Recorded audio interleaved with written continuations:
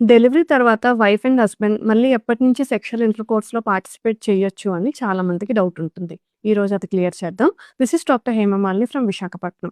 Pregnancy and child birth తాలూకా changes normalise అవ్వడానికి అంటే పెరిగిన యూట్రస్ సైజ్ మళ్ళీ నార్మల్‌కి రావడానికి, డెలివరీ తర్వాత బ్లీడింగ్, సెక్రీషన్స్ తగ్గడానికి అండ్ స్టిచెస్ హీల్ అవ్వడానికి అది నార్మల్ అన్నా అవ్వచ్చు, సిజేరియన్ అన్నా అవ్వచ్చు. మినిమమ్ 6 వీక్స్ టైం పడుతుందండి.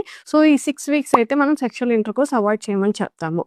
కంప్లీట్‌గా రికవర్ అవ్వకుండా అటెంప్ట్ చేస్తే పెయిన్, డిస్కంఫర్ట్, ఇన్ఫెక్షన్ వచ్చే ఛాన్సెస్ కూడా ఉంటుంది. బట్ గుర్తుపెట్టుకోండి ఈ 6 వీక్స్ అన్నది హార్డ్ అండ్ ఫాస్ట్ రూల్ ఏం కాదు. కొంతమంది మదర్స్‌కి ఫిజికల్‌గా రికవర్ అవ్వడానికి టైం పడుతుంది.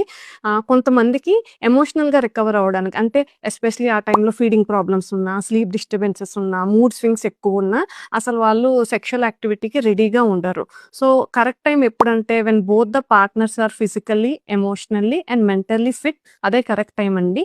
Comfort and consent 2 important. Thank you.